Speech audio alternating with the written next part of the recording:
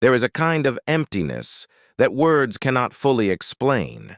It is not sadness. It is not loneliness. It is something deeper. You wake up. You go through your day. You smile when you are supposed to. You answer when someone asks if you are okay. But inside, there is a quiet void, a feeling that something essential is missing. And no matter how much you accomplish, no matter how many people surround you, that emptiness remains. If this message already feels close to your heart, please take a second to subscribe or share this video with someone who might need it today. It truly helps this message reach more people who feel unseen. Feeling empty inside is one of the most misunderstood experiences in human psychology. Many people who feel this way describe it as emotional numbness, a sense of going through the motions without truly feeling alive. You might feel emotionally drained even when nothing particularly difficult has happened. You might look at your life from the outside and think it should feel fuller than it does. This emptiness is not about lacking things. It is not about needing more success, more love, or more validation from the world. It is about something far more personal. It is about the disconnection between who you truly are and who you have learned to be. When you feel empty, your mind is not broken. Your heart is not damaged beyond repair. What you are experiencing is a signal, a quiet message from the deepest parts of yourself asking to be heard. Your inner world is telling you that something important has been ignored for too long, and that ignored part of you is now asking for attention, for care, for reconnection.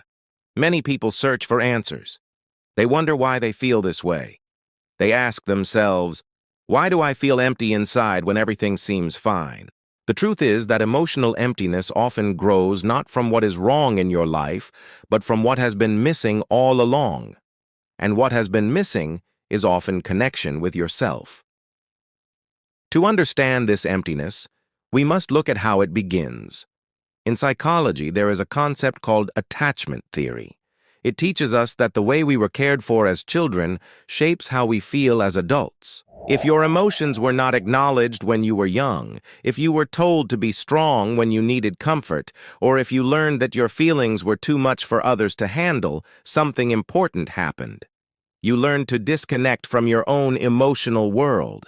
This is called emotional neglect, and it does not always look dramatic. Sometimes it is quiet. It happens when a child learns that their sadness is inconvenient, when their excitement is too loud, when their fear is dismissed. Over time, that child learns to silence their inner voice. They learn to perform, to be what others need them to be, and in doing so, they lose touch with who they actually are. As adults, these individuals often feel a strange emptiness. They have learned to function beautifully in the world. They are responsible. They are capable. But inside, they feel hollow. Because they have spent so much time being who they thought they should be, they have forgotten how to simply be. There is another concept that explains this feeling. It is called cognitive dissonance. This is the psychological discomfort that arises when your outer life does not match your inner truth. When you say yes, but mean no. When you smile but feel distant. When you achieve what you thought you wanted, only to realize it does not fill the void. This dissonance creates a deep sense of emptiness, because your soul knows when you are living out of alignment with yourself. Imagine a young woman who grew up believing that being loved meant being perfect. She learned to hide her struggles. She learned to be the person everyone could rely on. As an adult, she has a successful career. She has relationships. But she feels empty. Why? Because no one truly knows her, not even herself. She has spent so long performing strength that she has lost access to her vulnerability. And without vulnerability, there can be no real connection, not with others, and not with herself. This is the hidden reason behind so much emotional emptiness. It is not that life has failed you. It is that somewhere along the way, you learned to abandon yourself. You learned that your true feelings were not safe, that your authentic self was not enough, and so you built a version of yourself that could survive. But survival is not the same as living. Psychologists also speak about the inner child. This is the part of you that still carries the unmet needs and unhealed wounds from your past. When you feel empty, it is often because this inner child is still waiting to be seen, waiting to be held, waiting for permission to feel what was never allowed before.